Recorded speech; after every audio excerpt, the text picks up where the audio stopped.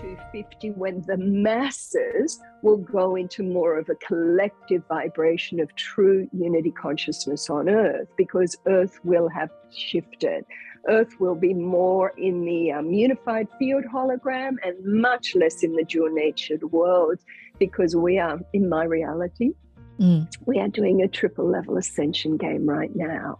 So I'm an ascensionist who happened to just discover that if you hit a right frequency, you lose your human hunger, and who happened to volunteer to talk more about that in this paradigm, in this life, in this time, but to do it from a futuristic science point of view. So in other words, if you spend your time in a certain way, the essence nature within you will rise and dominate your biosystem, and you will be free of every human hunger. And if you could imagine what a world looks like when there's no human hunger. You got to accentuate the positive. Wow, I feel good. A little bit of feel good goes a long way. You're listening to Karen Swain, teacher of deliberate creation, accentuating the positive, showing you a way to a better life. Accentuating the positive, it's not just fad, it's sanity. Who in their right mind would accentuate anything else? If you feel like that's what you want to do. Hello and welcome to another show, Accentuating the Positive with Karen Swain. Always beautiful to be with you again. And as I always say at the beginning of most shows, please hit that subscribe button and give us a like if you're, it's 10:10 here in Sydney. If you're enjoying the shows, and share the shows with your friends and let me know what you think. We had a great conversation on the last show. There's lots of comments. I love hearing your comments. Well, I have the delicious and divine Jasmine with me today. Welcome to the show, Jasmine. Oh, thank you, Karen. It's so delightful to be here. Oh, it's beautiful to be with you as well. The gorgeous Beverly Holt told me about you, who I had on the show a few months ago, talking about her journey living in Europe and being of service. And she said, you've got to speak to Jasmine. She's amazing. And reading your bio and looking at what the work that you've done over the years, you are amazing. So we're going to find out just how amazing you are. Let me read people your bio. Living on light and the Breatharian agenda. I have just got that off your website and I thought, that's a beautiful title. Jasmine has been a meditator since 1974. In her work, she has specialised in deep inner plane journeys using the alchemical meditative process to allow people to merge even deeper with their own enlightened nature. She's an ambassador of peace for the Embassy of Peace, who has travelled since 1974, achieving many positive things around the world with her work, with tribal cultures in Colombia, the Amazon, and the slums in Brazil. Jazz, as she likes to be known as, has worked with various levels of government, including presenting at the UN in Vienna in 2013. She has been instrumental in helping to educate millions into a better global resource usage via developing a strong connection with the divine resource within. Since 1993, Jazz has been personally nourished by Prana, living without the need to take in physical food. In her tours each year, she shares updates into her research on this, providing deeper connections and insights into the essence ocean and the pure love channel that feeds us all.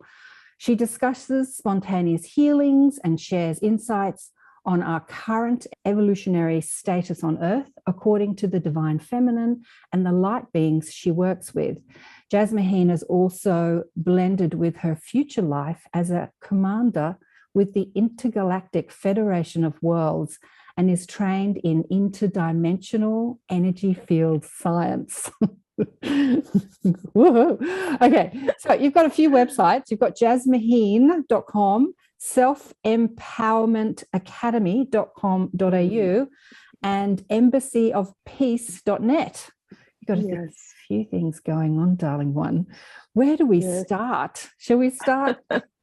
When did you have a spiritual awakening journey, or was it a slow coming to remember who you are? What was the journey for you? You know, if I'm really, really succinct and honest, I feel like I arrived on this planet like an alien and just went, whoa, what am I doing here? I came in with joy. I remember choosing to come in. I remember that almost like the energy party we had where I was surrounded by just beings of the purest love. And that frequency of dissension, of coming in, really stayed with me, this feeling of camaraderie, of unity, of oneness, of harmony, of true friendship, of unconditional love. And then when you actually arrive on the planet through the normal birthing process, and even though I chose wonderful parents and a gorgeous, interesting environment, it wasn't the same. It was just, people weren't operating in this camaraderie and harmony and unity consciousness and unconditional love that I'd been hanging out in and that felt like my natural frequency. So I began looking a lot at the world very young because I was born with freedom fighter family who'd come out of the Second World War. And I just thought, why is it vibing like this? What's going on here? And, my mother giving me specific food that was good in Europe and telling me to be really grateful because they'd come out of concentration camps with no food. And for me, it was like, oh, but it's not the right frequency for me. It didn't feel right, but not understanding any of it. And then being told, be grateful. There are starving children in the world. And I go, why are there starving children? And so I became very socially conscious very young and went into prayer and just a simple, naive heart going, why? Why is it vibing like this? What's this about? Surely there's an energy that can take away all the hunger in the world. Because to me, it looked like our world was really, really hungry and looking in, in external levels and not really finding true nourishment. And that really set me on a much bigger path that I didn't realize I'd been born to search and to experience and demonstrate answers for in my own unique way. So. Oh, beautiful. Yes. Well, I see that you have probably not, because you've been teaching for a long time, but you probably haven't been out there talking about you being on the Galactic Federation of Worlds. You've introduced the more galactic aspect of yourself. Have you introduced that? Really, it's a question. Have you introduced that more recently with your work? I think, many of us have learned to be careful who we share what with and when. Because when we look at linear time history, the unique ones, the unusual ones, often have a history of persecution, like being burnt at the stake, being crucified, all sorts of things. And also in this world, I learned very, very young to be careful. Like I remember being 11 and wanting to talk about extraterrestrial existence and the meaning of life and so much more. And my friends would say, oh, you'd be so much more interesting if you didn't talk about that. Why can't you talk about sport or boys or, clothing or whatever? And I was always out there. So you learn to be very circumspect. And we've had many gatherings since the early 90s where all of this would come through when the frequency was right, when the field was right. And, and the people I work with, and the light beings I work with, they would bring it in when that was happening, when people were in their hearts and not in their minds, when people were receptive to the energy, because it is a time of heart-centered consciousness. And it's not about curiosity. Is there ETs? Are they not ETs? Does this whatever? It's like, yes, yes, yes, yes, yes. And when you really are in that heart space, everything's revealed. Absolutely. I've noticed, though, over the last few years that people are much more receptive to it because we've had this mass awakening of the what is called the star seeds on our planet.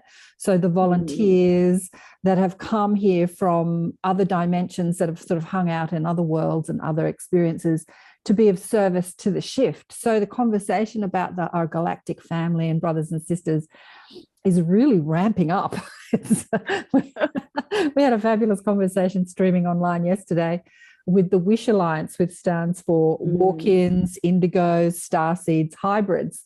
So these are all the sort of aspects that people are identifying with as a walk-in, you know, a conscious, an aspect of their soul is walked in after they've had a human existence. Do you want to share some of your galactic lineage? I'd love to know. Look, to me, it's about patterns of energy. And because I descended to bring in the futuristic science of source feeding, okay, that was my assignment. So I could say, yes, I am a commander with the Intergalactic Federation of Worlds Council. I've been trained in the Arcturian system with the higher light science. And we came in to take an ancient tradition that's 6,000 years old in Qigong and 4,000 years old in India, of being able to hit a frequency spectrum where you lose your hungers. And people get fascinated on the physical hunger reality. They think, oh, we're not eating anything, but we're eating all the time. We've just dropped into, you could say, relaxed back into another vibrational pattern that when it gets strong enough, that pattern itself, the frequency, activates clairvoyance, clairaudience, clairsentience, many things that are part of the magnificence of the human design. Like my connections with the light beings, we know that we are genetically seeded by around 22 different ET lines of the best of the multiverses to make a magnificent system that is capable of doing so much. But we get stuck in the beta brainwave frequency, and we get stuck in the duality hologram, and we think that's all there is, because actually it's very, very mesmerizing. It can mesmerize us for lifetimes and lifetimes, but then you flip your brain into the alpha frequency and you start to experience a bit of grace and magic. You flip through lifestyle into the theta brainwave pattern, and the physiology of the body changes. And you start to fertilize or activate zones, you could say, or levels within your light body that allow you to experience more of your multidimensional nature, which is actually a very free being. And when you're in that theta frequency, when you're in that multidimensional nature, you realize that who you are on earth is one little drop of the vast consciousness that you really are. And right now I exist in the Arcturian system right now as a future self, but still here in simultaneous time. I'm on my starship, you know, I have my own starship. I'm playing out, hanging out with all sorts of amazing beings, including the Lords of Peace in the Venus section, where we have multidimensional high frequency Venus. We have a lot of meetings for what we call the Lords of Peace. And a lot of these beings, the Lords of Peace and the Intergalactic Federation and the Arcturians and many beings that are deep in unity consciousness, because there's a lot of beings all over, some who are still in the duality zone, but they're technologically advanced, so they have their solid craft. But then you have beings who don't need craft at all, because their craft is their body of light. So they have the ability to phase in and phase out of any dimension at will, just because of the vibration that's dominant in their system, which is pure love, and pure love transcends everything. And that's what I came to understand with being nourished by prana. When you are saturated enough with pure essence, nature, energy, which is pure love, pure wisdom, and then power, you actually lose all your human hunger. You're just physically fed.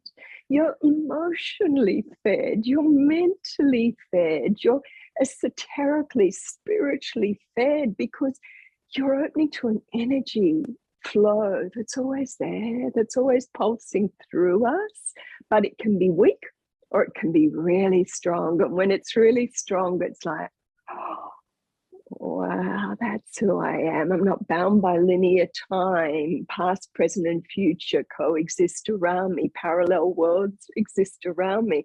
I am this vast, multi-dimensional construct. Now, what aspect of that do I, in the full now moment awareness, want to enjoy? Beautiful.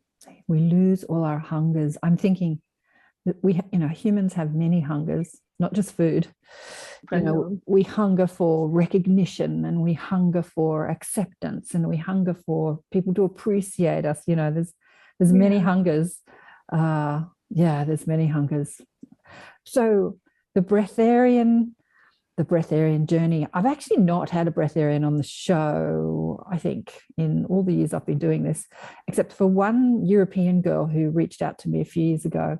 But her accent was so thick that it was actually hard to understand her. So we didn't get it together. But I'd love to explore the Breatharian journey, because I know that many people in the mainstream collective consciousness debunk it. Oh, that's impossible. Oh, people are lying. Oh, that's impossible. Scientists and doctors come out and they say, no, this is impossible. This is how the structure works. But of course, science, the mainstream science, doesn't introduce that divine journey or the consciousness journey or the energy journey. They're looking at molecules instead of atoms, I suspect. When did it start for you? When did you decide that this is what you wanted to display? I didn't. It was a shock, because when my body shifted naturally into this, I was just interested in the Ascension journey. That's all I was interested in, this up-leveling that we had begun to go into after the harmonic convergence in 1987, where millions of people got together and they took advantage of that energy time to meditate and just ask for an up-leveling of our world, so that the political, economic, health structures, social structures, educational systems, all of it could up level so that it operated for the highest good of all. And that was a huge prayer that many have recognized and focused on. It's like, come on, let's lift it up. Come on, we can do better. Because you do have this beta frequency brainwave pattern that is a hologram, where everything you just said is so true. It's impossible to be nourished in this way when your dominant frequency is left brain, patriarchal, duality-based beta brainwave frequency that doesn't even recognize the divine feminine, that doesn't even recognize that the core frequency we can all access that really feeds us and will heal us is unconditional love. In the other realms, in the other frequency zones, the food there is just unconditional love. There's no judgment. It's like, ooh, how you going in your life on earth? It's like, it's really hard being human. And then there's a lot of laughter. And yeah, well, you knew that going in. It's like, yeah, but I didn't realize it would be this difficult, because the dominant frequency of the masses is not vibing in unconditional love. It's vibing in fear, or it's vibing in that's impossible. And it's like, yes, that is impossible if you're in this mindset and if you're in this frequency. But if you can do what people have been doing for thousands and thousands of years, and that is just let it go. just let it all go. Just drop back in, relax back into another part of you that is infinite love and infinite peace and infinite awareness. And in that love and in that peace is all the guidance, all the answers to your questions, all the power, all the, oh, now I'm home. And it's there. It's like washing through us, this essence ocean. And it just calls us out of the beta brainwave frequency hologram, no matter what we achieve. You know, like you can achieve the best partner, you can achieve all the money, you can achieve all the status, you can achieve all of that. And even then, there's this little voice that goes, psst, there's more. And that more is ready, but you have to be ready. Like, what about the people who say, this person has been on the global stage sharing about this, that there is a different vibration we can tap into that will take away all our hungers. And that's not Breatharianism. Breatharian is a name Wiley Brooks gave to his experience in 1970. And I think it's very misleading. It makes people think we're just breathing and getting nourished. No, we have chosen to spend the time to recalibrate our physical, emotional, mental, and esoteric etheric system to drop into another frequency zone where every single hunger we have is nourished by something so pure and perfect that we just get stronger. And it's nourishment like you could never, ever, ever imagine. And sometimes people go, yay, that's fabulous. And now, yeah, I'm going to have a cup of coffee with my friends, or I might have an apple, because why not? All our nourishment is coming from something else. It's a journey of love. It's not a journey of denial. It's a journey of opening up to another part of ourselves that's always been there when we're ready. But we've got to come to a point where it's like, yep, what else? I've done the duality game, and I'm not judging it, because duality is brilliant for what it can offer. But many of you have been here lifetime after lifetime after lifetime. You look in linear time and you can see your energetic trail behind you, and all the different suits that you've worn as male or female, and all the different roles you've fulfilled. And every single one has given you virtues, and every single one has given you wisdom, and every single one has led you to a point where you've gone, okay, what else? What else? Who am I really? Am I a multidimensional construct? Am I starborn? Am I, well, I think it's funny, because all the work that's been done on human DNA, and then all the work that's been done on the DNA of the bodies of beings who've crash landed on Earth as our ET friends, we find we have ET DNA. So we've all descended from the stars. So here we are pretending to be little humans confused on Earth because we're so deep in the duality construct, when in truth, if we can just let it go, come back to the moment, come back into a heart that says, show me the truth of who I really am. Reveal to me the magnificence of this human design. Let me experience my pure nature. Let me see the divinity in all sentient life around me. I am ready to up level. I am ready for full revelation. Allow me to experience this with beautiful. joy and ease and grace, in the perfect way and the perfect time for me. Allow me to walk through this world, transmitting an energy that is nourishing for all sentient life. Allow me to fulfill what I was born to do this life, with joy, with ease, with grace, in harmony with all. This is my prayer.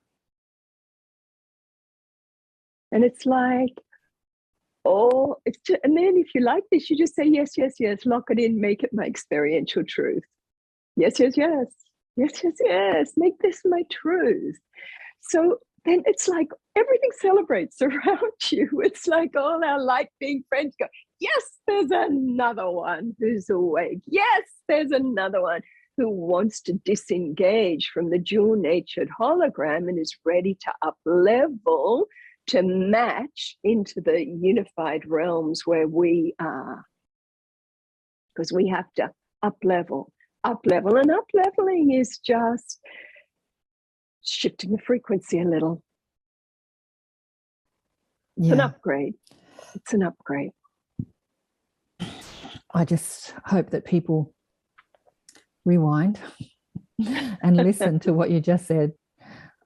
Just that mantra that you gave us, like listen and repeat that over and over and over again. And it ceases to become a prayer, which is a wanting, which is a desire, and just becomes this is. It's a code. It's a code because, yeah, see, I don't think what I've understood in my training with the Arcturans and the Intergalactics is that everything is mathematics. It's just that the mathematics or the sacred geometric patterning is vibrating out of a field of pure love. So if you want the all that is, if you want everything, you've got to anchor in the field of pure love. And so we even use a simple code when you sit in silence that just says, I am on the inhale, pure love on the exhale. And there's your breakfast. There's your breakfast. I am on the inhale, pure love on the exhale. I am on the inhale, infinite on the exhale. I am on the inhale, eternal on the exhale. Now that's 3 codes. That's 3 codes of alignment. The I am pure love aligns your cellular structure to the fields of pure love. You align to conscious alignment. It's already there. We just want to align. So these are what we call the mantras of reclamation and the mantras of recognition of true nature. And as you just spend a few minutes, 5 minutes every day, I am pure love, I am infinite, I am eternal. These 3 aspects of your multidimensional nature rise and go, yes, you are. Yes, I am. And the journey of that is like, wow. No judgment, no anything about anything else, just a reclaiming of true, pure, vast, multidimensional nature. And as it rises and dominates the system, we become free of illusion. Free of illusion. A reclaiming, a remembering, I think that it says in the Conversation with God books, a remembering to once again become a member of the body of God and live in the unity instead of the duality and the separation. So getting back to your journey, you were practicing the Ascension journey, and then you just stopped having any physical hunger for food. Like you just, I mean, tell us what your journey was, the physical journey of the food, just living. Well, I'd been a very private yogi for a long time because, you know, I was a single mom and I was a career woman. I was a computer programmer working in the normal mainstream society, making lots of money so I could put my kids through private school and achieve all the things I thought as a good single mum I could achieve, work hard. But I've been getting this push, this inner voice saying, walk away, walk away. And I was going, no, I've got children to educate. They're in their final years of school. I need the money. So I was ignoring the push from spirit. And I got that a few times in my meditations. It's time to move into something else. And it was like, I didn't know what the something else was. I wasn't interested. I was bargaining.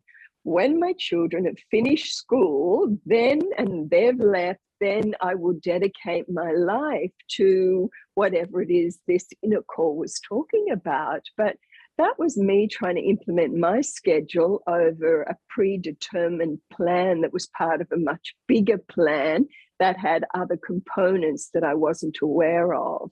So there's a timing for things when they have to start to have the seeds sown, when they're going to be part of a bigger pattern of energy. And there's a coordination in the plan, which I had no idea about. And I had no idea that this was coming. So I was in resistance until one day it all just got taken away.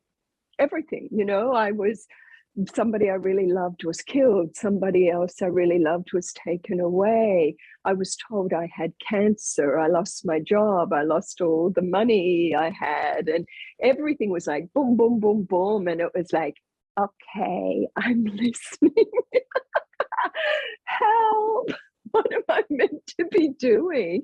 And then I got put in contact quite synchronistically with an Ascension group. And the Ascension group was very different from the community I'd been involved with for the previous 20 years, because I'd hooked into a group from India who were very much focused on the ancient Vedas. And I was deep in the study of this 5,000-year-old technology that came in through the Vedas, but that pattern was complete. So as the personal life stuff got ripped away, so did that matrix, and a new one came in and said, okay, now it's time for you to vibrate into the Ascended Master matrix. And that's what started happening. These Ascended Masters started popping into my meditation, from the energy we call Sananda to Saint Germain to Francis of Assisi to Mother Mary to Babaji, like one after the other. And they just guided me and said, this Ascension reality, this is the next part for you, and you're going to do, we invite you to do this particular process that was around that. And I didn't realize that it would take away all my hunger. I thought if I did this 21-day process, I would become ascended. Doesn't work like that. But it was what my heart was responding to. And then there was a lot of having to deal with the consequences, because the consequences was that I lost all my hunger. And people noticed, like, why aren't you eating anymore? It was like, well, I'm not hungry. I did this thing and I don't really need to eat anymore. And others were involved and they were writing articles about it in papers and spiritual magazines. And I'd read them and I'd go, that's incomplete information. We need to add more. And Spirit said, well, write your articles, write your journey, write your experience, which I did. And that eventually became my book that was called Pranic Nourishment, that then went all around the world with grace, with magic. Babaji set it all up to go into all his ashrams in Germany and all around the world. And it ended up being the flavor of the month through the 1990s, where everybody was like, oh, yes, it feels so right. Or others were going, oh no, she's a fraud, you can't do this. And yeah, it was quite intense. And a lot of misinformation arose around that, But I look back at it, I did this in a lifetime I had in India. Mm-hmm. I'd already completed that. I was involved in sending out the prayers about this when I had a life in Cathar country. I was part of the Essene community at the time of the Christ. And this was something that we practiced quite easily, this continued fasting and going into higher states of consciousness by stopping the digestive process and going into silent stillness. So it's never one thing with anyone doing something. There's a pattern that has evolved, and will blossom more and more, especially as the fields around are open to receive that blossoming. Yeah, the first time I heard about this was in Yogananda's book, Autobiography of a Yogi, and there's an Indian woman, and her journey was... What's her name? Giri Bala. Giri Bala. Was that you? No. But because I read it many years ago in my 20s, and her journey was that her mother-in-law, I think she was like a 14, 15-year-old bride, and her mother-in-law said, you're too fat, and if you come and live with us, you'll eat me out of house and home. And so she went into the temple and prayed to to lose weight, or prayed for something, but she got this breathing process from the higher self or God or whatever you want to call it. And she started practicing it and never ate again from that day. And I think that Yogananda met her when she was in her 80s, and she reveled in cooking for everybody, and they used to make but never ate any of the food. Yeah. I loved that story. Yeah. But it was a breathing practice for her. Was the process, the 21-day process that you were given, was probably a bit more than a breathing practice, wasn't it? Well, it was actually going into stasis, what I call the light beings call stasis. And one of probably my last book, The Freedom Matrix, like I've received 42 books working with them that are now in 20 languages. And the last one came when the pandemic hit. And I was walking along the beach in deep prayer in my heart going, oh my God, what's happening in this world? What's all this about? And I just started to tune in. I found myself surrounded by 70 beings of light from different star systems. And they just started the process of automatic writing through me that became a book called The Freedom Matrix. And they're talking about the revitalization of our entire energy system with source energy, in other words, essence. Some people call higher self energy or whatever, but it's the flooding of the human biosystem with a very pure frequency, which brings liberation and freedom. That when we take the time to go to stasis, which is silence, stillness, and solitude, when we do that regularly, it opens us to tap into, to become aware of another part of ourselves. And that is that already enlightened, pure and perfect ascended nature that we all have, because we're all connected by the law of one. We all are connected by the law of love. We all are being formatted or kept alive by this frequency of love. And, you know, this is what's in the 99.99999% space in an atom. That's not empty space. That's the vibration of love. And in that vibration, like it's flowing through us all the time. It's pulsating through us all the time. And so we are all able to just go back into it and then experience whatever it is. And Giri Bala came from a place of purity in her heart where that was revealed. Prahlad Yani, who has just left his body this last year, he demonstrated not taking physical food or water for over 80 years. He felt like a female. He dressed in saris. He lived in a cave. Once a year, he went down to the village in his sari, honoring the Divine Mother, honoring the Divine Feminine, and the whole villagers would come along and, oh, we love you. We're so glad you're living in near our energy, near our place in your cave, because you can do what I have done now, which is go into semi-retirement. And as the light beings say, you are always contributing to the field, and silent stasis is a wonderful way to do it, because you shut up, you go beyond mind, and you just allow the pure nature to flow through you to take away your own hunger, and then flow through you as waves of love and rays of light out into the surrounding field, and thus you influence the field. So no matter what your pattern of energy is, whether you're out there being really active or whether you're doing more what I'm doing, which is just stepping back, having already done a lot, then you can have, through silence, through stillness, through solitude, your breakfast, lunch, and dinner, and also feed the surrounding fields with the fertilization the surrounding fields need to blossom in their own way and time, and experience the truth of how they are, who they are, when they're ready. But if they're not ready, that's fine too, because duality has a wonderful purpose. It's always going to be there.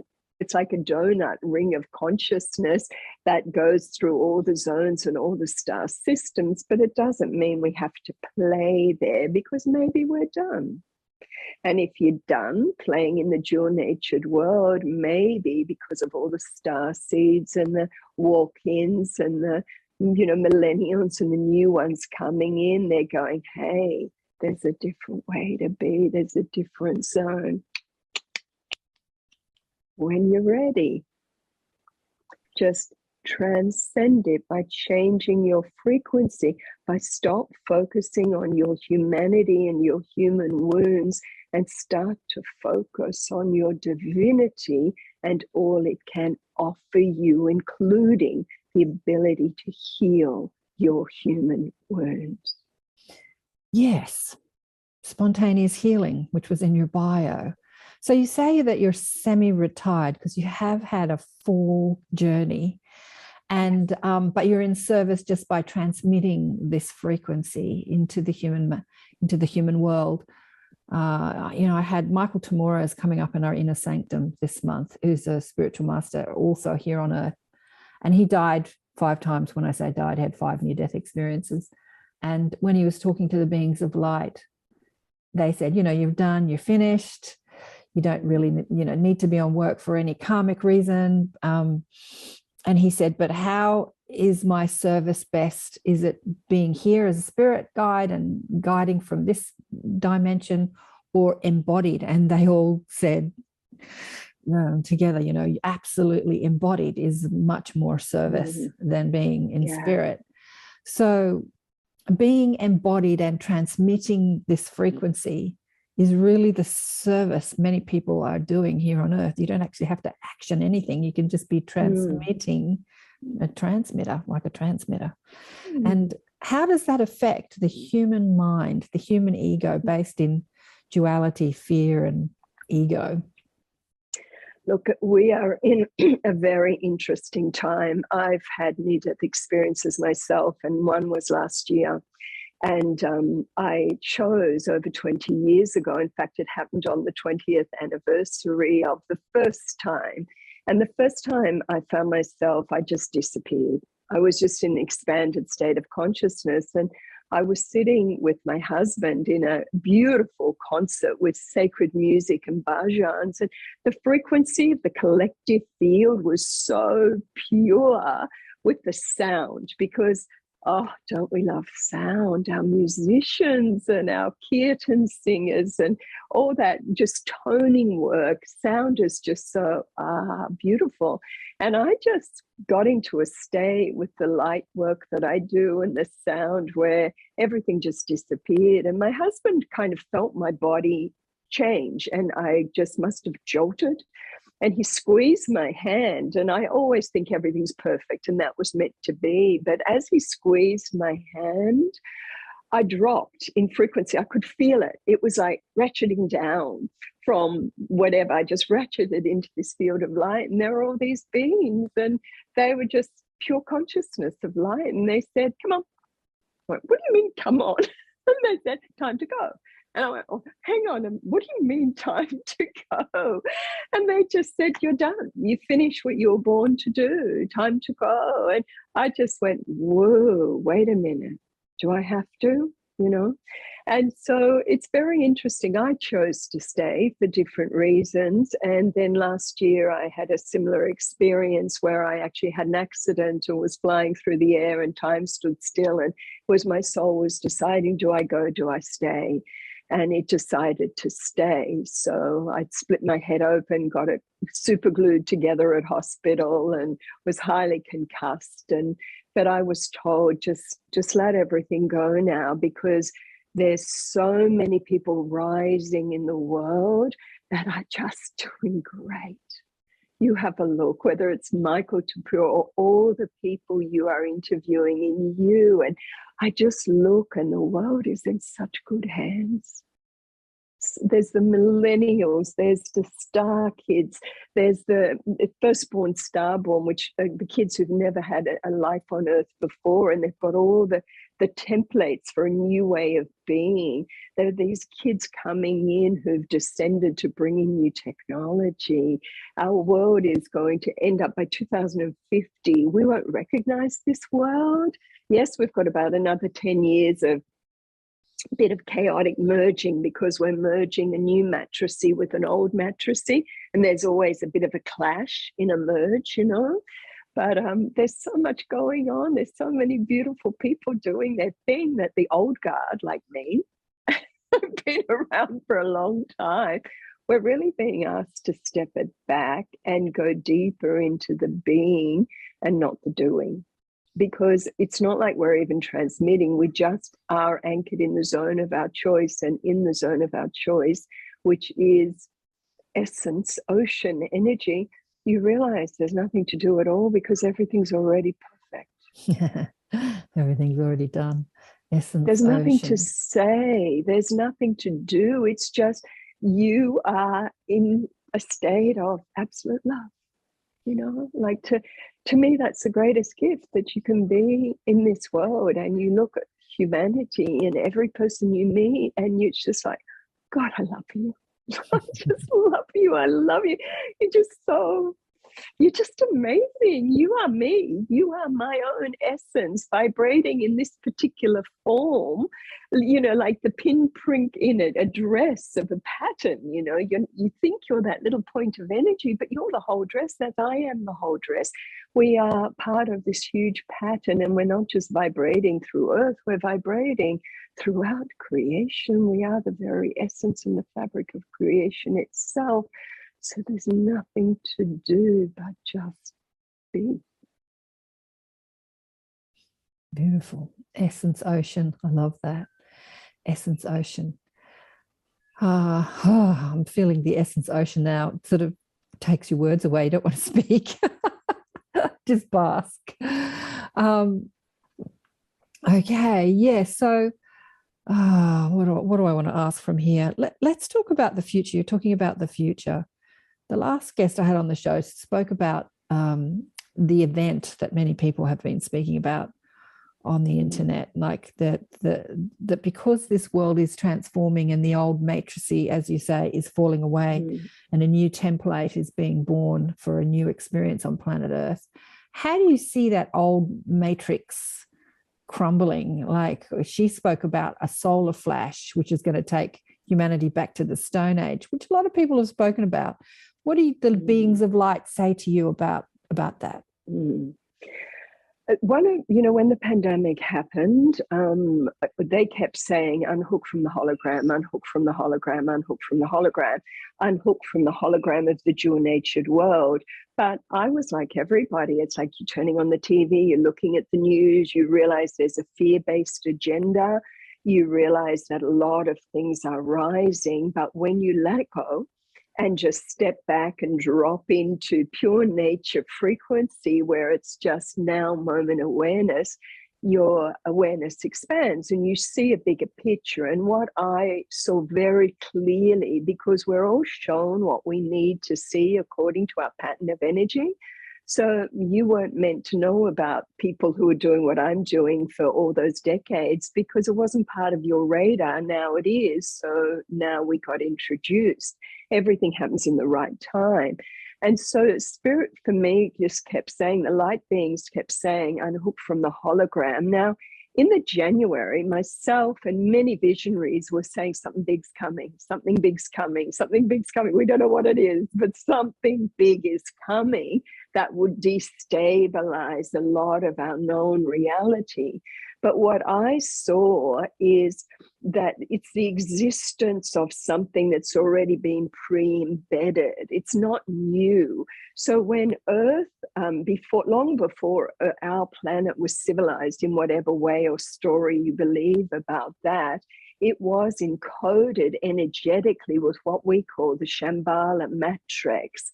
Now, the Shambhala matrix on a multidimensional level is what is vibrating as what we call a field of the highest potential that we can vibrate in while still maintaining solid form. Because when the frequency gets too high, the molecular structure cannot gather around the body of light anymore, and that's known as ascension. You're just vibrating too much for physical form to be able to hold a shape around you. So the Shambhala matrix is part of the matrix of the inner earth civilization. It's the remnants of Atlantis. It's the energy that the Atlantean civilization locked into. It's part of the Lemurian matrix. It's a field that's also connected into the unified realm. So not only do we have this matrix of potential that's always been part of the earth, and many people have lived in, many people have vibrated into and anchored in and then gone about their day-to-day business in normal human reality.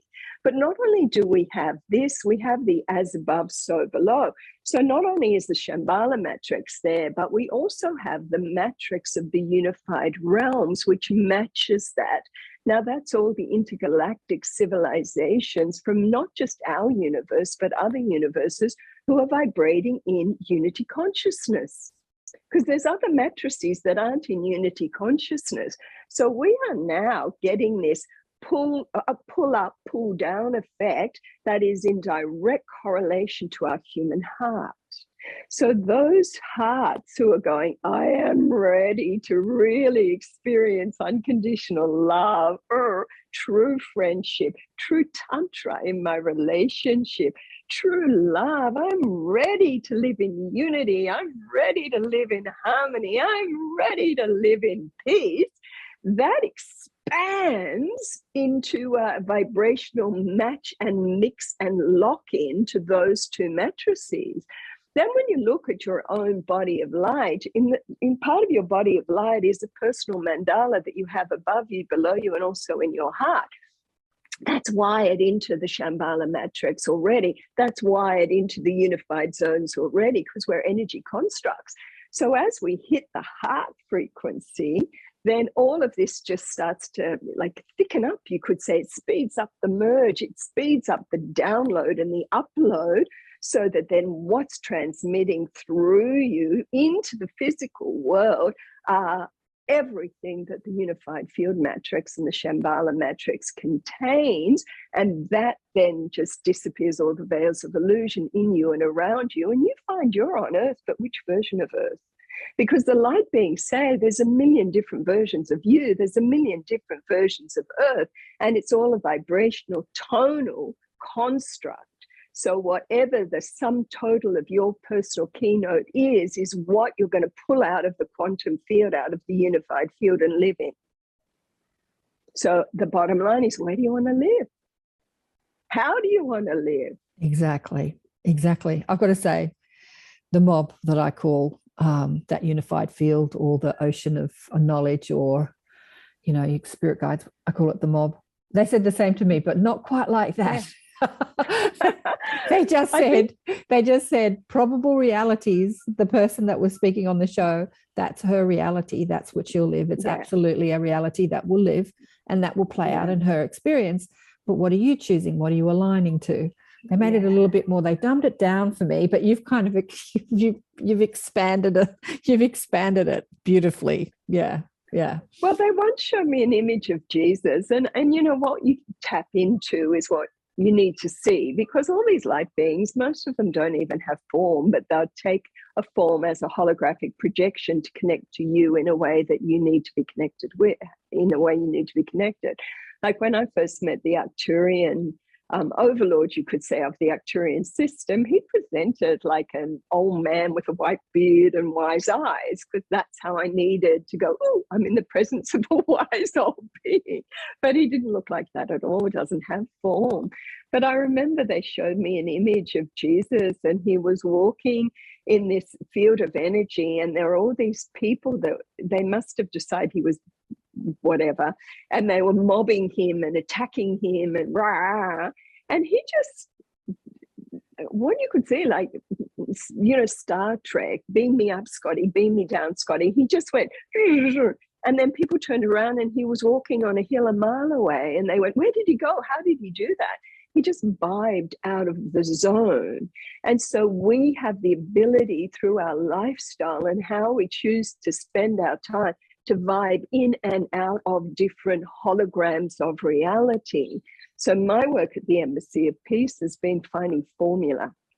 So what we teach in all our online courses at the Embassy is the formula of doing A, B, C, D to zone change, or the formula of A, B, C, D to be source fed, or the formula of A, B, C, D to be in contact, not just contact with your own pure and perfect nature, so it dominates, but contact with all the beings from the unified zone, the Shambhala matrix, because it's just formula. How you spend your time determines your frequency, which determines how the quantum field will respond to you and what reality you find yourself living in. I was thinking about this the other day. You know, like when you shift your formula, your vibrational frequency, and then you hear about somebody, did they exist in the earth that you were in a few years ago? Because you were different then, like, you know, like where it's very complicated. You know, that what you're talking about was depicted in the movie that was made out of the book. What's the name of that book that went viral, that spiritual book that was an adventure story, you know, Brown, what was his name? That Dan Brown. Yeah, what was his book called? Anyway, and they made a movie of that book, and you know, like most movies, they're being chased by the bad guy, and they come to a sort of a portal, some sort of vortex portal, but they all stand in the portal and then they meditate and they shift their frequency from being chased to peace. And then when the bad guys show up, they're invisible because they can't, you know, like they've to the eyes of the bad guys or the military or whoever chasing them, they cannot perceive the energy, the bodies of them, but they can all see each other. So they're almost like in another dimension, but in the same space. Anyway, it was kind of depicted in that movie, that what you're talking about. So I remember seeing Avatar and going to Europe, having a tour, and it made my work so easy because I just said to people, how many of you have seen Avatar? And they all went, yay. And I said, you know, that relationship they had with their planet, we can have that with Gaia. That's what we can have. When the Shambhala matrix has fully risen and begins to dominate our world, when the matrix of the unified realms and their reality dominates, what happens is we're the meat in the sandwich, so to speak, or if you're vegan, the tomato in the sandwich, you know. And but we're getting heat. It's like we're in a fire. And those who can't handle the frequency, they're going to drop form. And that's, we've got a mass exodus of souls right now, because there's two things happening. One, many of these souls came in for a contract and they're completing their contract. Like Michael and I have been given the choice, having completed contracts, whether we want to stay or whether we want to go. Right. And that's up to us. We can stay, of course. And I think it's an incredible time for us. But we are in the heat now. And this merging of the matrices was really stepped up with the harmonic convergence in 87. It's nothing new. And then you have the Mayan calendar prophecy and everything else around that. But because the heat is on, and it's going to be like this for a period of time, just because it's hot here doesn't mean we can't take time out, like just stop watching global media for a while, for example, and drop into that, in other words, choose the zone you wish to live in and anchor there. But that means being aware of how you're spending time, what you give energy to. And so it's up to us, but it's getting hotter. And a lot of souls are just completing because they came in with a pattern of energy. They've now completed that pattern of energy.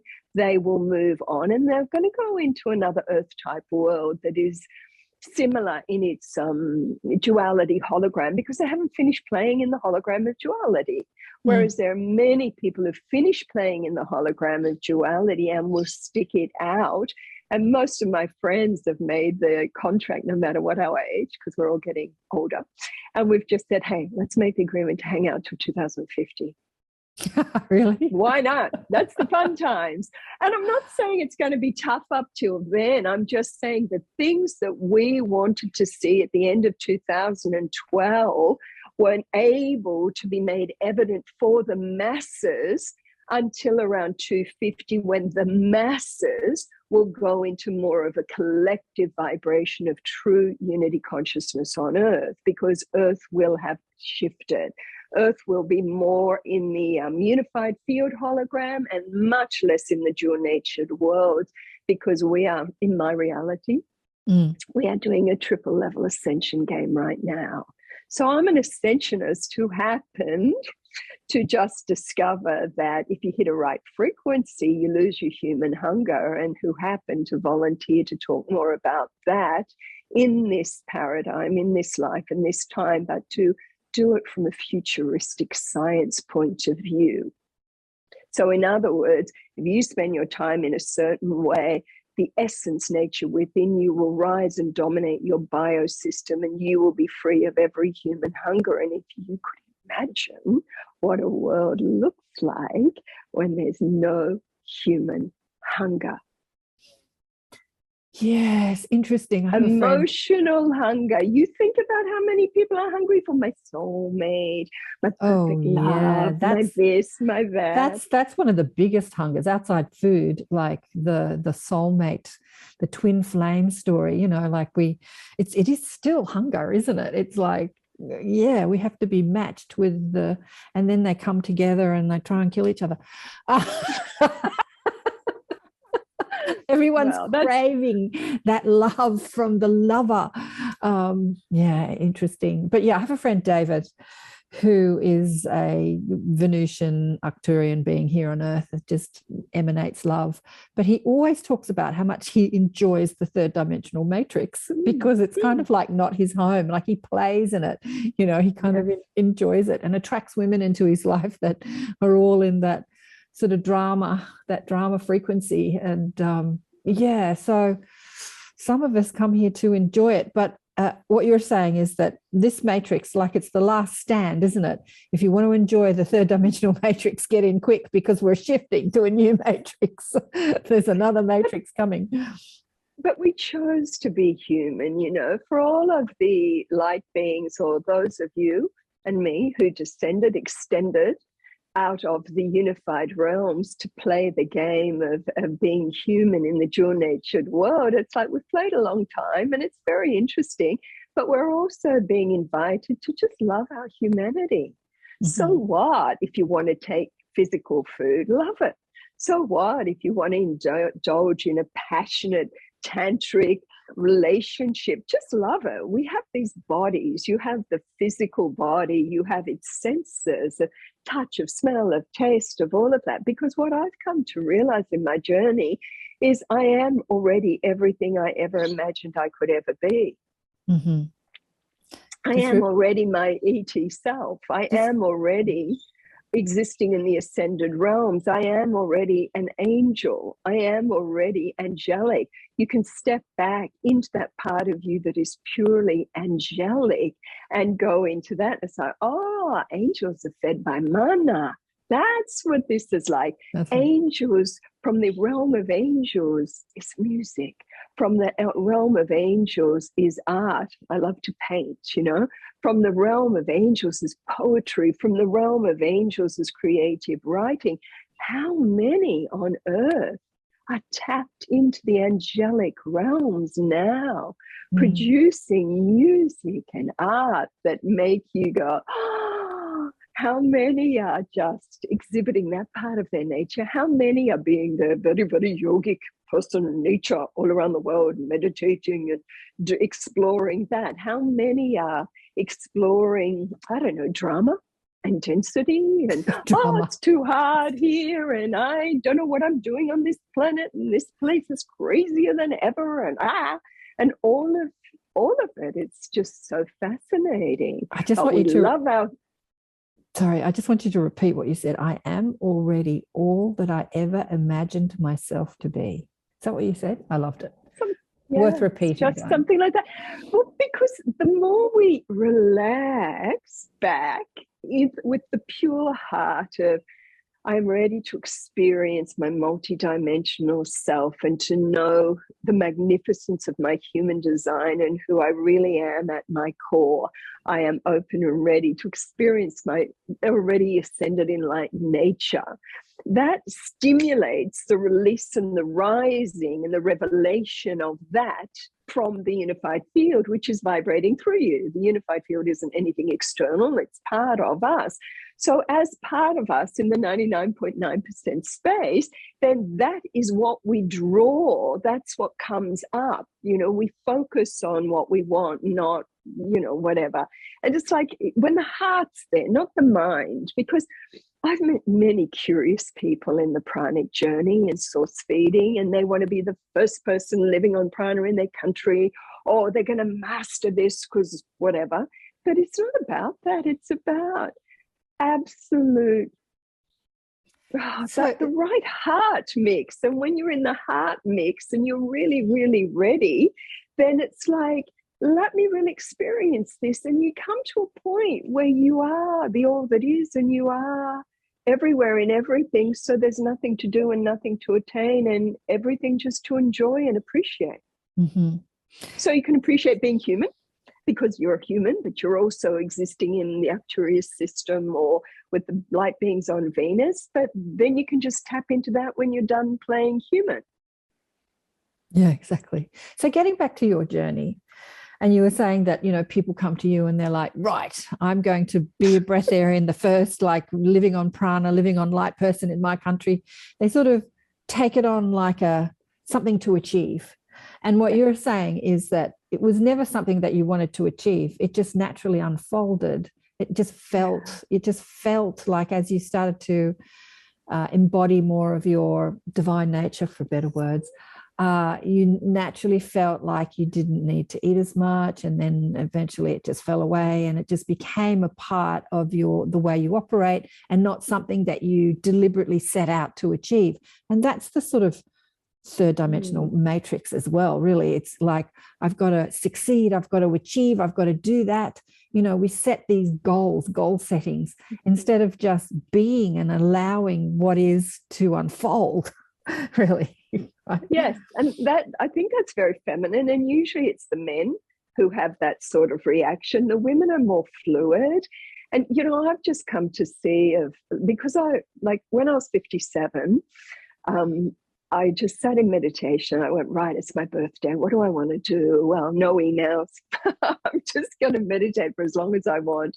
And I went into my little meditation room that I have in my mountain retreat. And I just felt to just lie down, and I just lay in that star position like kids do in the snow, just relaxed. And I realized I had no agenda, that it was a state of absolute surrender. There was nothing to achieve, nothing I wanted. I was just deeply, deeply grateful. So in that energy of gratitude and no agenda and absolute surrender, I just found it was like the floor opened up and it was not solid anymore. And I fell. It was like down, down, down, down, down. And I hit an energy matrix that was like a trampoline. And when I hit this electrical energy matrix, I was revealed all the levels within my own body of light that were part of my own energetic matrix of support. And I realized we have a temple of communion, what I call the matrix of true communion, where the beings can connect with us when we hit their frequency. I realized that we have this matrix of infinite beingness that is just so vast and so powerful, and it's woven into us. I realized that we have this template of perfected health where we can recode our molecular structure to drop back into the template of perfected health and go into spontaneous healing. I realized that we had, as the light body energetic structure, the template of being nourished by another frequency that was so pure, that had nothing to do with this little illusion we've been fed in the dual-natured hologram.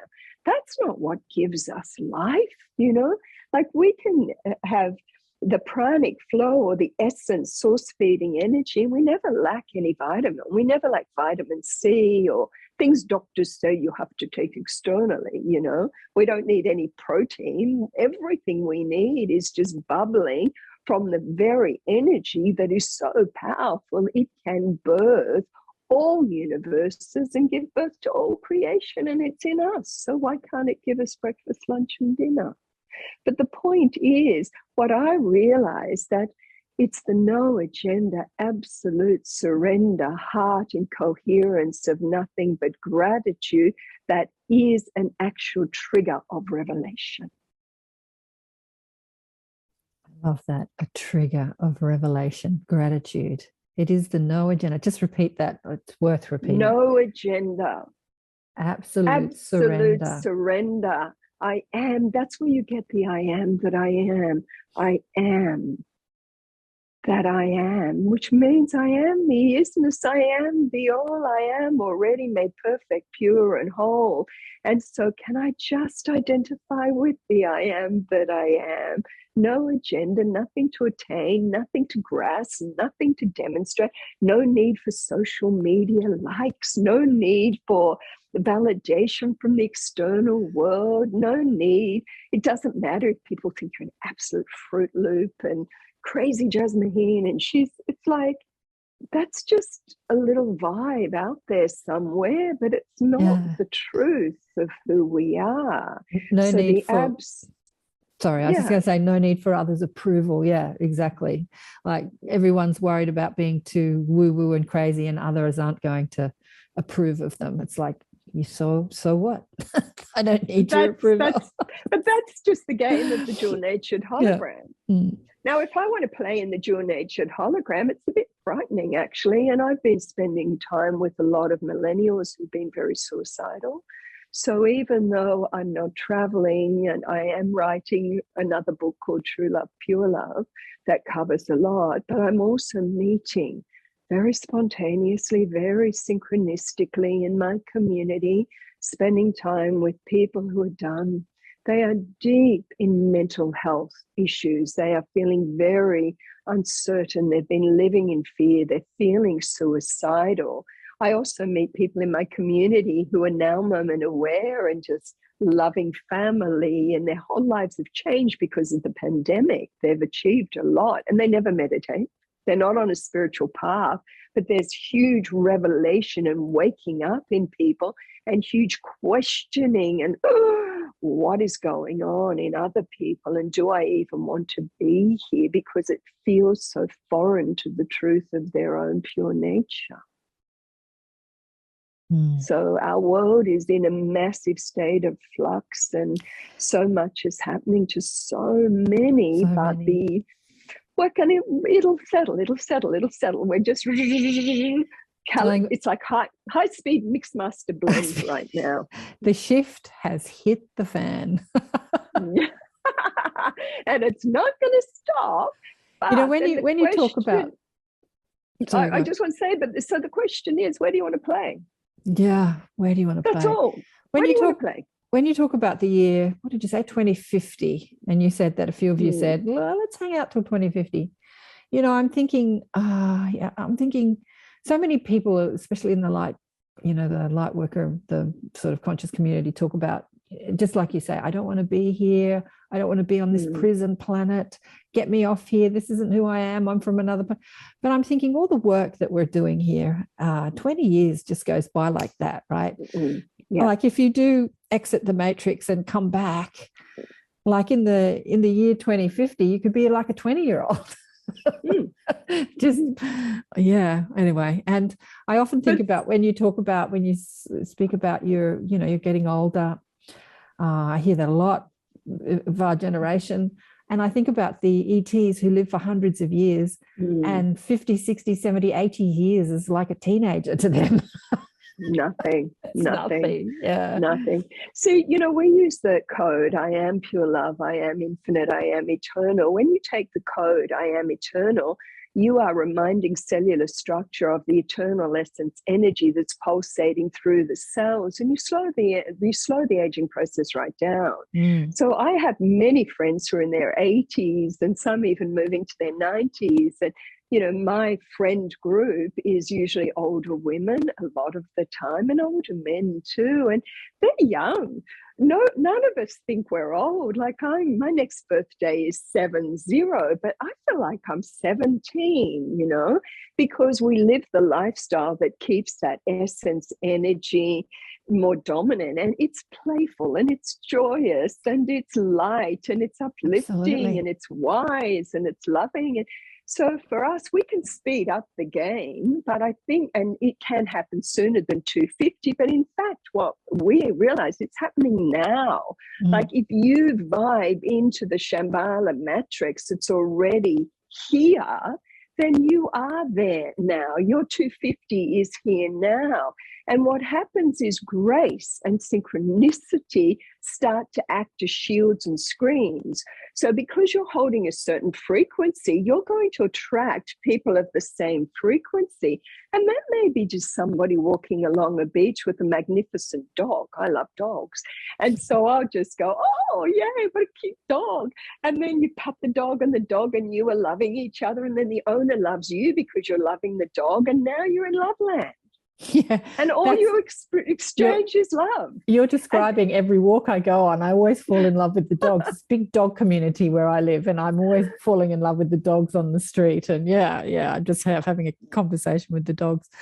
But yeah, you do it with a baby, a kid, or the baby, you know, anyone. And so you can vibe into love land. Triggering love land with your exchange with every human being is not that hard. Wow, I love your dress. Gosh, you're looking pretty today. You know, somebody said to me that what creates the energy of immortality to rise within you is to fall in love with something and someone every day. And now here's a married man. I said, oh, how does your wife handle that? And he goes, no, I was joking. He said, you know, I might meet somebody and I go, oh, you've got the most beautiful blue eyes. And he'll fall in love with the blueness of their eyes or a smile. And he said, this giving ourselves permission to fall in love with life every day is what stimulates our own immortal nature, which is naturally love, to dominate our life. Yeah. You know, as I think about this, I was having this conversation with someone yesterday about the need to partner and be in love is such a third dimensional construct, because when you're in love every day with everything, you don't need that partner to feel love. You partner up with someone to have an experience, but it's not because you need to fall in love with somebody, because you are love. You are an expression of love, and you fall in love every time you experience something, the dog, the friend, the partner, the next conversation on ATP. I always say to people, they say, who's your favorite? And I said, the last person I talk to. I always fall in love with everyone I speak with. I'm just in love with what they have to say. Yeah, we can. Yeah, this world has been so void of this thing called love that we've kind of romanticized it as romantic love and made movies about it and written books about it. But love is love, and love is available. What about falling in love with architecture in the city? Yeah. What about falling in love with the sunset? What about falling in love with the trees in the forest? What about falling in love with the way the sand feels in your feet, or the water from a wave, or being in a river? What about falling in love with absolutely everything and seeing creation just as magnificent? And then what about falling in love with ourselves? You know, the human self who may be aging, or the human self that may be a bit crazy sometimes, or the human self that some people don't like at all and others love, or if you're one of those personalities, because some people everyone loves, and other people you're a round peg in a square hole, and you're going to push people's buttons by your very presence because you weren't born to fit in. But when you can just love yourself and all aspects of yourself, regardless, that's an entry key into these beautiful new vibrational zones. It's just give yourself permission to fall in love with existence itself. And fall in love with your problems. Yeah, and it's like, because what do problems do? Like, you know, you get challenged, but it's like every challenge we go into gives us virtues and gives us wisdom. So are they really challenges, or are they situations to gain virtues and wisdom? Absolutely. Sweetheart, I know have to you've go. got to go. I do. I felt it. All right, Jasmine, it's been just sublime and beautiful speaking with you today. Thank you so much. And for people that want to, you're not doing any programs or anything anymore? I have lots of online courses, and that's wonderful. And I have live Zoom gatherings coming up, but in the later part of the year after June, because I'm writing this book at the moment. But go on our website, you'll find us there on JASMUHEEN.com. And we have many people on our source feeding course, the Alchemy of Source Feeding course right now. And I love to think they can be doing it while I'm off painting or doing something else, and gardening at the moment. I'm just loving gardening. So I'm just following the call of my heart. And that's the time for it, isn't it? For all of us to just really follow the call of our hearts. And Karen, thank you for all you do. I've been watching. If you're not watching all her interviews, she's already put up on YouTube. They're brilliant. I was watching some last night. So go and listen to everyone else. And she's been tuning into there. And I wish you all the love and all the best for all you're doing too. Thanks, darling. Thank you. Wow. JASMUHEEN. JASMUHEEN. Ah, beautiful. What an amazing conversation. Beautiful. As she was speaking, I was just dropping in to that frequency that she was talking about. And it sort of wipes your mind, takes your mind away, because you just want to be still and bask, just bask in that. What does she call it? The essence ocean, the divine flow. Just dip your toe, immerse yourself in the essence ocean of love. Pure divine consciousness, appreciation, gratitude, all that stuff. It's easy to attain.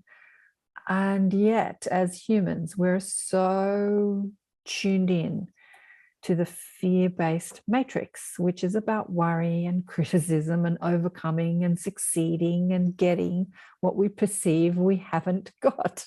And yet, all that we need is within us. Just drop in, tune out, and drop in. Oh, what did you think of that conversation? Isn't she gorgeous? JASMUHEEN.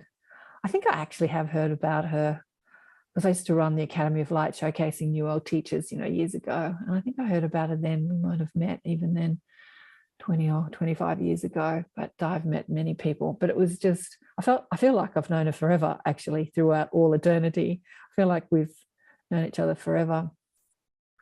Yeah, there was a lot more we could have discussed, but she had to go. As I was saying on the Wish Alliance yesterday, she's been involved in Queensland. She's in Queensland. They've had huge amounts of rain and flooding, as northern New South Wales has, and Sydney. I have to say it's a beautiful day today, but I've never seen more rain in my life than we've had this year. It started around Christmas time, just before Christmas, and hasn't stopped. But we have these little breaks in the rain where the sun comes out, and today is one of them. This week's been quite good. Not too much rain, but yeah, she's got a lot of damage happening to her little retreat, and so she had to go and attend to that today. So we had to finish. Otherwise, I could have talked to her, could have talked more. Amazing, amazing, amazing, amazing. Yeah, I haven't got too much else to say. As I said to her, Michael Tamora is coming up this weekend in the Inner Sanctum. This weekend in the States, it'll be a Monday for us in Australia. Monday morning and Sunday afternoon, evening in the US. It will be streaming live on my YouTube channel and Facebook pages. But if you want to meet Michael and ask him questions, I do try and cover the questions throughout all the platforms, but I do miss them. So the questions that are from the people that are participating on Zoom are usually the ones that I don't miss. Join us. Just go to karenswain.com/inner sanctum and pop your email in there, and I'll send you the Zoom link so you can join us. Michael is one of my favorites. I think Jasmine's one of my favorites. after that conversation, as I said to her, people say, who's your favorite? I say, the last person I spoke to was always my favorite. And at the moment, JASMUHEEN is one of my favorites. Yeah, amazing, amazing being here on earth, who has done and continues to do incredible work. We were just talking about, after I turned off the recording, the dark retreats, which I first heard about when I was speaking to Larissa Stowe on the show recently. So Larissa is somebody I met about 20 years ago in the States, and we caught up on the show recently to discuss her journey and her music and, you know, the beautiful energy she transmits.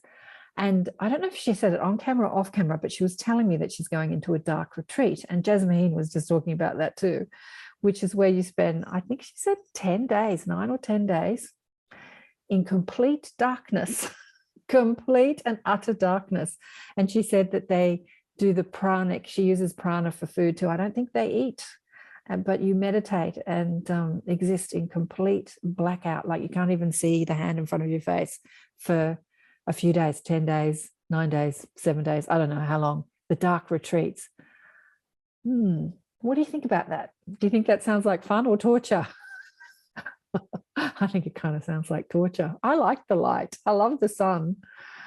Complete darkness for 10 days.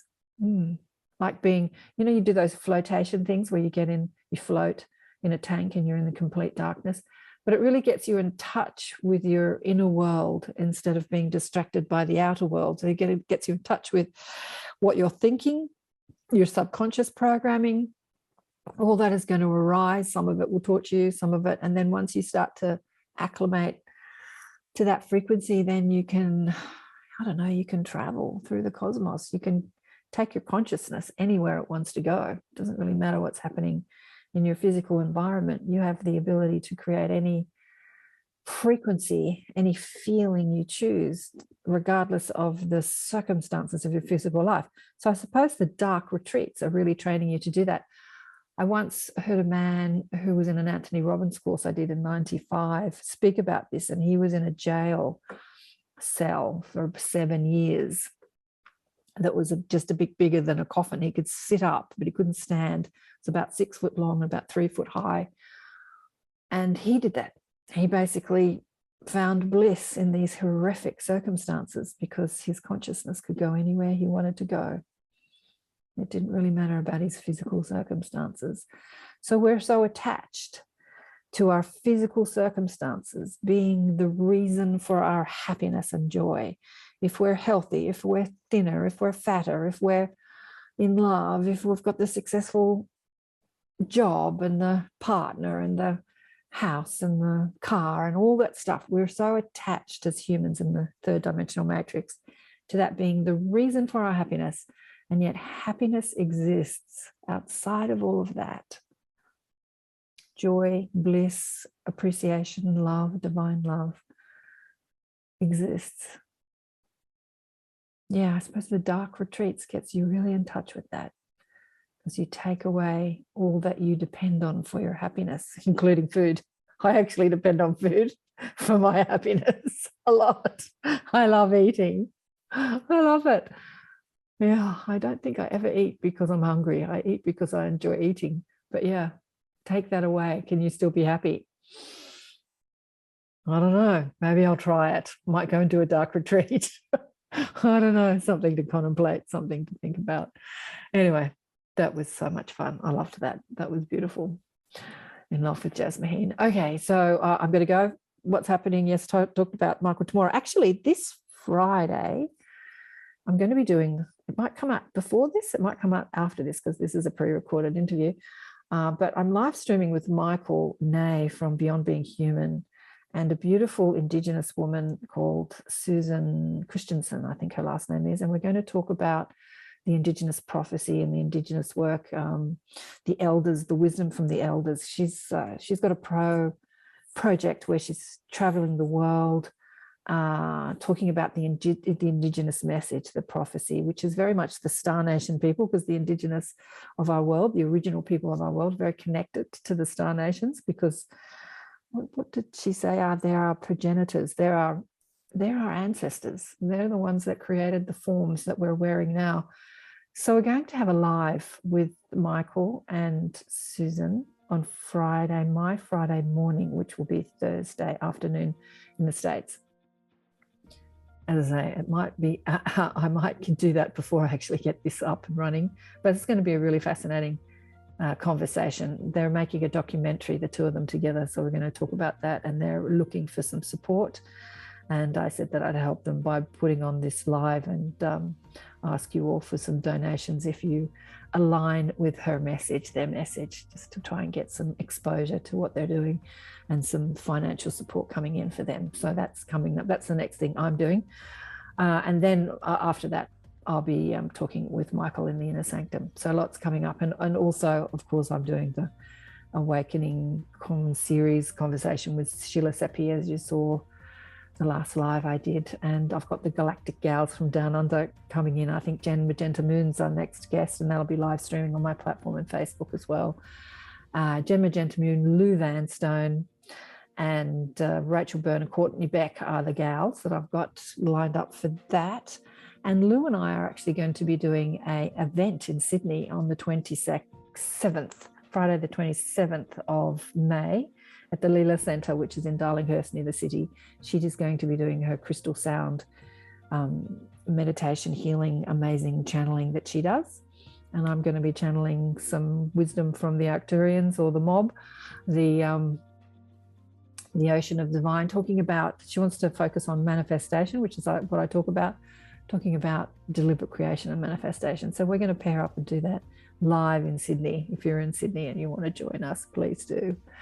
And I'll speak more about that later. Lou, we'll talk about that when she comes in as a guest for the Wish Alliance Awakening Consciousness series of conversations. All right, big love to you all. Thanks again for tuning in, and I'll see you next time. Bye for now.